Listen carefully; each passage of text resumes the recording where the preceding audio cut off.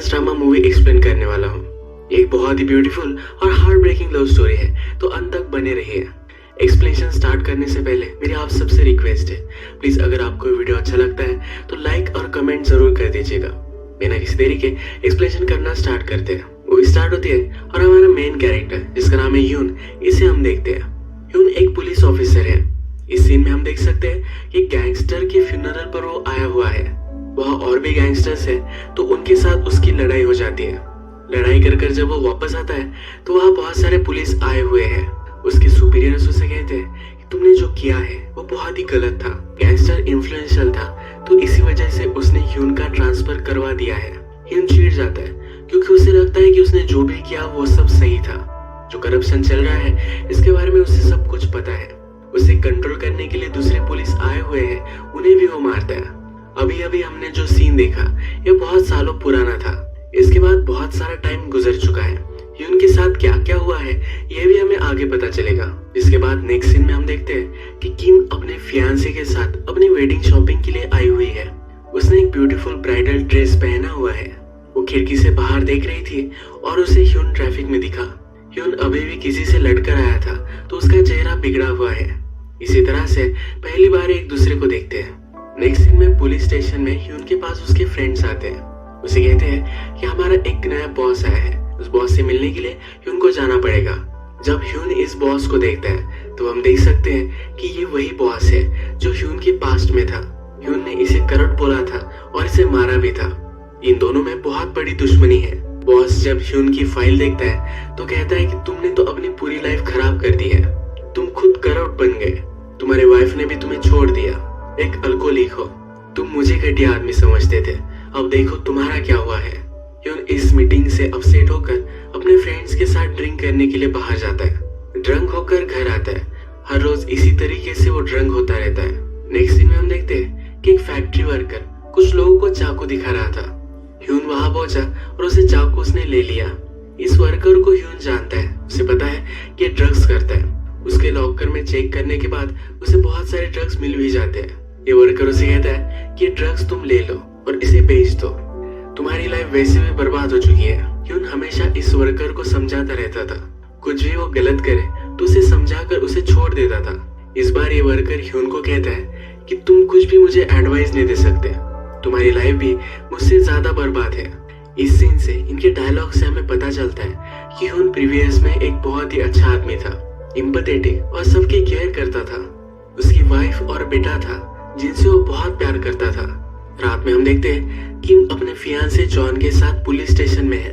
John किम को public में मार रहा था। एक पुलिस ऑफिसर ने उसे देख लिया और अरेस्ट कर ले आया है। जॉन पुलिस स्टेशन में थोड़ा सा भी डर नहीं रहा।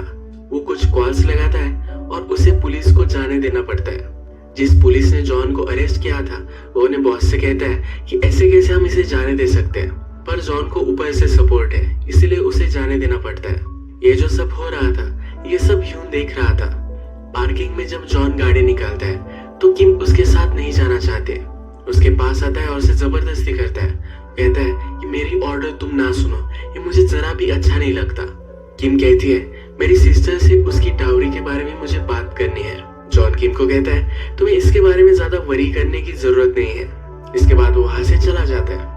इस सीन से हमें पता चलता है कि किम की सिस्टर को जॉन उसकी डाउरी में पैसे देने के लिए हेल्प कर सकता है, इसीलिए सिर्फ इसीलिए किम उसके साथ है।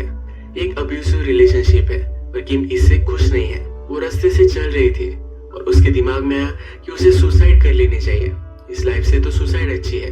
वो एक ट्रक के सामने आने ही वाली थी, तभी ह्यून ने उसे बचा लिया। ह्यून ने सब कुछ देखा था, इसलिए उसके पीछे ही वो था। ह्यून उसे पुलिस स्टेशन लेकर आता है, उसकी मलहम पट्टी वगैरह करता है। घर जाते वक्त ह्यून किम से कहता है कि अगर तुम्हारा रोने का मन हो तो रो डालो, तुम्हारे फीलिंग्स को ऐसे मत दबाओ। नेक्स्ट डे हम देखते हैं जॉन किम के साथ अपनी एक फैमिली फोटो ले रहा होता है। यहाँ पर किम सही से स्माइल नहीं करे तो इससे जॉन नाराज हो जाता है।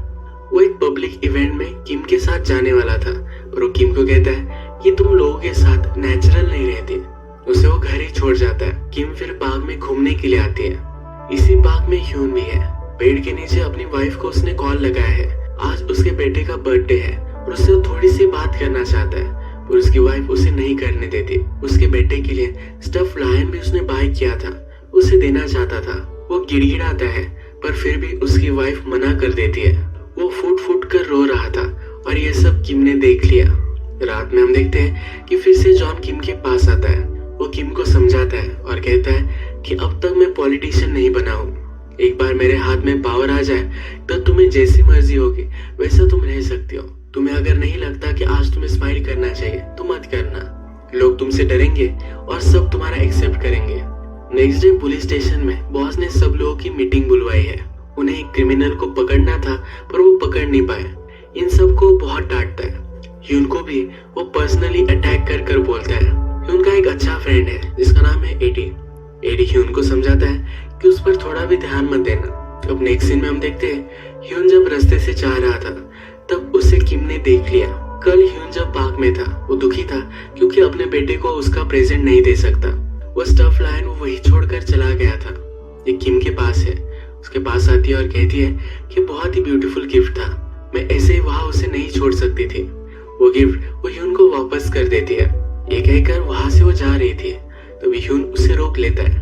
ये बातें करते हैं और इसके बाद डिनर के लिए एक जगह पर आते हैं। इस जगह का डिनर ह्यून को बहुत पसंद आता है। वो फास्टली खा रहा होता है। उसे फिर रियलाइज होता है और किम को कहता है कि सॉरी मैं जरा फास्ट खा रहा हूँ। किम कहती है अच्छा फूड डायरेक्टली हार्ट तक जाता है। ह्यून ये सही से समझ नहीं पाता और थोड़ा सा हंसता है।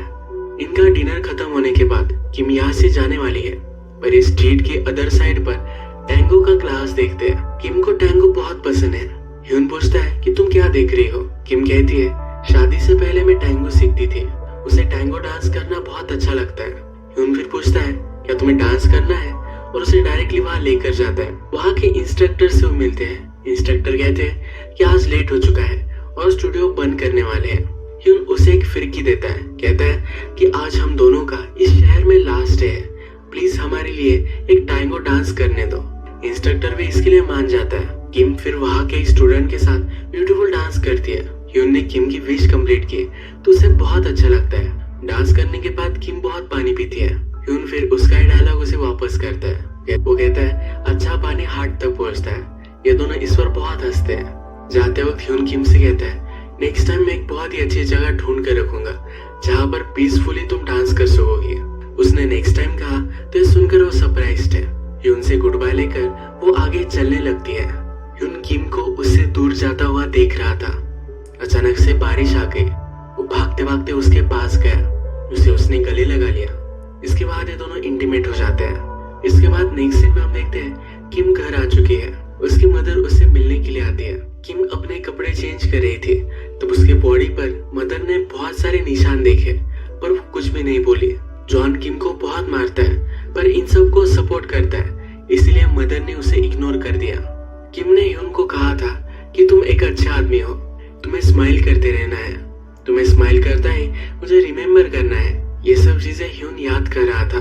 ह्यून जब अपने फ्रेंड एडी के साथ लंच करता है तो उसका फ्रेंड भी उसे समझाता है। कहता है कि अपनी लाइफ तुम अब सही करो, जरा एक राइट ट्रैक पर आ जाओ। बॉस ह्यून को हेट करता है, उसी वजह से बाकी लोगों को भी तकलीफ हो रही है। ह्यून से उसका एक कलीग बात करता है। कहता है कि तुम्हारा ट्रांसफर हम करवा सकते हैं, अगर तुम यहाँ से चले जाओगे तो सबके लिए सही होगा। ह्यून भी इस पर थोड़ा सा सोचता है। किम जॉन के साथ खुश नहीं है, उसे बचाना चाहता है। वो पूछता है कि क्या नए एरिया में उसे अच्छे से अर्निंग होगी। एक दिन इन्फ्लुएंशियल लोगों का एक बड़ा सा इवेंट होने वाला था। वहाँ पर सिक्योरिटी के लिए सब पुलिस को ड्यूटी दी गई थी। यहाँ पर ह्यून भी था। थोड़ी देर में जॉन और किम ये दोनों वहाँ पहुंचे। इन दोनों ने एक दूसरे को नोटिस किया और एक शांत जगह पर आकर एक दूसरे से मिले। वो कैसे है ये एक दूसरे से पूछा। थोड़ी देर में वहाँ कोई आ गया तो किम वहाँ से भाग गए। ये दोनों एक दूसरे के साथ थे। ये ह्यून के बॉस ने देख लिया। सब बात उसने जॉन को बता दी। जॉन इस इवेंट में बिजी था तो किम वहाँ से भाग गई। उसके ओल्ड हाउस में मिलती है। वो कहती है कि मैंने तुम्हें बहुत मिस किया। इस घर में उसकी बहुत सारी यादें हैं। उसके फादर कारपेंटर थे तब उनका बहुत सारा वर्क इसमें है। ह्यून फिर किम को उसके घर लेकर आता है। किम घर में देखती है तब ह्यून को बेस्ट शूटिंग के लिए एक अवार्ड भी मिला था। ये वो देखना चाहती है तो ह्यून उसे शूटिंग के लिए लेकर आता है। वो बहुत ही स्किलफुल है। वो फिर किम के हाथ में गन देता है। कहता है कि तुम भी ट्राई करो। ट्रिगर पुल करते हो सब कुछ तुम्हारे इमोशंस तुम बाहर निकालो। ट्रिगर पुल करते वक्त किम बहुत रोती है। ह्यून उसे सहारा देता है। किम रात भर घर नहीं आई तो जॉन बहुत गुस्सा हो गया। सुबह किम का पता निकालकर उसे डायरेक्टली उठवा लिया। जॉन बहुत ही गुस्से में है और घर की चीजें भी उसने तहस नहस की हुई है। वो किम को कहता है कि तुमने जो भी किया होगा मैं इसके लिए तुम्हें माफ कर सकता हूँ। मैं तुमसे बहुत प्यार करता हूँ। पर अब किम कहती है कि मैं तुमसे प्यार नहीं करती। जॉन ये मानने के लिए रेडी नहीं है। वो कहता है कि तुम बीमार हो इसलिए ये सब बात कर रही हो। तुम्हें कुछ अलग हो गया है, तुम्हें हॉस्पिटल में ले जाना चाहिए। किम अभी भी मानती नहीं। जॉन फिर गुस्सा होकर डायरेक्टली किम को मेंटल हॉस्पिटल में रख देता है। किम को शॉक देखकर उसकी मेमोरी वो इरेज करने वाला है। ह्यून के घर पर उसके बॉस आते हैं, उसे वो बहुत मारते हैं। हमने मूवी के फर्स्ट में देखा था कि एक वर्कर से ह्यून ने ड्रग्स लिए थे। उसी वर्कर से इंफॉर्मेशन निकालकर वो ड्रग्स ह्यून के घर में बॉस ने ढूंढ लिए हैं। उस पर स्ट्रिक्ट एक्शन लेकर उसे जेल में डाल सकते हैं, पर वो ये नहीं करते। एक जगह पर उसे लेकर आते हैं, जबरदस्ती बहुत सारी दारू पिलाते हैं। जॉन भी ये सब देखने के लिए यहाँ आता है। जॉन के ऑर्डर पर ही ह्यून का बॉस ये सब कर रहा था। इनका प्लान है ओवरडोज करेंगे, उसे पावरफुल ड्रग्स का इंजेक्शन भी देते हैं जिससे ह्यून मर जाए। बाद में उसकी बॉडी पर अल्कोहल डालकर उसके मुंह में सिगरेट देते हैं, यानी कि सिगरेट की वजह से आग लग जाए। जब सब लोग वहां से चले गए तो सिगरेट की वजह से आग लग सकती थी, पर बारिश आ गई। ह्यून ने फिर अपने फ्रेंड एडी को कॉल कर दिया। वो इस हालत में भी किम को याद कर रहा था और उसी के लिए जीना चाहता था। डॉक्टर ह्यून का इलाज करते हैं और एडी को कहते हैं कि बहुत अच्छी तरीके से फाइट कर रहा है। ह्यून को जब होश आता है तब उसे समझाने के लिए एडी उसके पास आता है। वो कहता है ये तुम क्या कर रहे हो, एक पागल लड़की के लिए सब कुछ तुम दांव पर क्यों लगाना चाहते हो। ह्यून कहता है कि मैं हंसना भूल गया था, उसके साथ जब मैं था तो मुझे बहुत अच्छा महसूस हुआ, मैं फिर से हंसने लग गया। अभी यहाँ पर उनका बॉस आ जाता है। वो ह्यून को कहता है कि तुम नहीं मरे, ये भी ठीक है, और फिर भी तुम जेल में ही रहने वाले हो। वो ह्यून पर गन भी लगाता है। वो उसे कहता है कि मेंटल हॉस्पिटल में है, उसका हम पूरा ब्रेन वॉश कर देंगे। ये सुनकर ह्यून बहुत ही गुस्सा हो गया। बॉस की गन लेकर उसने हॉस्टेज बना लिया। वो डायरेक्टली उसे मेंटल हॉस्पिटल में लेकर आता है, एक जगह पर बांध देता है। किम को ढूंढकर एक डॉक्टर को उसका इलाज करने के लिए कहता है। ह्यून का पीछा करते करते पुलिस भी आ गए थे। अगर वो उसे लेकर गए तो किम नहीं बचेगी, इसीलिए डॉक्टर को ह्यून ने हॉस्टेज बना लिया है। किम का इलाज करने के बाद थोड़ी देर में उसे फिर से होश आता है। ये सब बात जब मीडिया को पता चलती है तब जॉन की बहुत बदनामी होती है। हॉस्पिटल के बाहर बहुत सारे पुलिस आ चुके हैं। ह्यून यहाँ से जिंदा बाहर जाए इसके कोई भी चांसेस नहीं है। ह्यून का फ्रेंड एडी उसे बचाना चाहता है। वो अपनी सुपीरियर से बात करता है पर वो कुछ भी कर नहीं पाता। अब हम देखते हैं कि जिस वर्कर ने बॉस को इन्फॉर्मेशन दी थी कि उनके पास ड्रग्स है, वही एडी को कांटेक्ट करता है। वर्कर को भी वो लोग मार डालने वाले थे। जब ह्यून को टॉर्चर कर रहे थे तब उसका वीडियो उसने बना लिया था।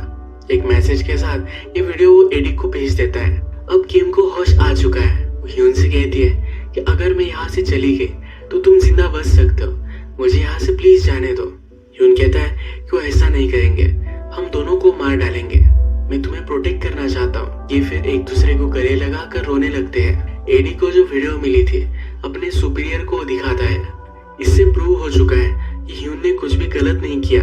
एडी ह्यून को कॉल लगा कर कहता है कि शायद अगर मैं तुम्हें हेल्प नहीं कर पाया तो तुम टेरेस पर जाना। टेरेस पर मीडिया नजर रख रहे हैं तो वहां तुम्हें कोई भी मार नहीं सकता। थोड़ी देर में रात हो जाती है। जॉन अब डिसाइड करता है कि इन दोनों को मार डालेगा। वो अंदर स्वैट टीम को भेज देता है। ह्यून और किम फिर दोनों लड़ते लड़ते टेरेस पर आ जाते हैं। जॉन ने जब ऑर्डर दिया तब उसके तुरंत बाद एडी ने उसे अरेस्ट कर लिया था। ह्यून और किम दोनों टेरेस पर जब आए तभी सब लोगों को लग रहा था कि ह्यून एक क्रिमिनल है। ऊपर बड़े से स्क्रीन पर एडी वीडियो चलाता है जिससे प्रूव हो जाता है कि ह्यून ने कुछ भी गलत नहीं किया। ह्यून का बॉस भी टेरेस पर था, उसे अब स्वैट टीम अरेस्ट कर रही थी। ह्यून की वजह से यह सब हुआ है, इससे वो बहुत गुस्सा था। उसने गन निकाली और ह्यून और किम पर चलाई। किम नहीं चाहती थी कि ह्यून को कुछ भी हो जाए। ह्यून को प्रोटेक्ट करते करते उसे ये सब गोलियां लग गई। ह्यून के आर्म्स में ही उसकी डेथ हो जाती है। ह्यून का बॉस अभी भी जिंदा है, उसे स्वैट टीम ने पकड़ कर रखा है। ह्यून ने अगर बॉस को जाने दिया तो उसे कुछ भी नहीं होगा। स्वैट टीम उसे वार्न करती है कि तुम अपनी गन नीचे रख दो। किम के बिना वो नहीं रह सकता। वो बॉस को मार डालता है। ह्यून पर स्वैट टीम बहुत सारी गोलियां चलाती है। ह्यून और किम टेरेस पर एक ब्यूटीफुल पल बिताए थे ये सब वो याद करता है। इसमें से एक मूवमेंट में हम देखते हैं किम ह्यून को टैंगो डांस कैसे करना है ये सिखा रही थी। इन्हीं हैप्पी मेमोरीज के साथ ये दोनों इस दुनिया से चले जाते हैं। इसी तरीके से मूवी एंड होती है। अगर आपको वीडियो अच्छा लगा तो प्लीज इस वीडियो को लाइक कर दीजिएगा। मैं बहुत सारी मूवीज लेकर आते रहता हूँ, तो प्लीज इस चैनल को सब्सक्राइब कर दीजिए और बेल नोटिफिकेशन आइकॉन दबाना भी मत भूलिए। फिर से मिलेंगे और एक नई मूवी के साथ, तब तक के लिए थैंक यू और आप अपने आप का ख्याल रखिए।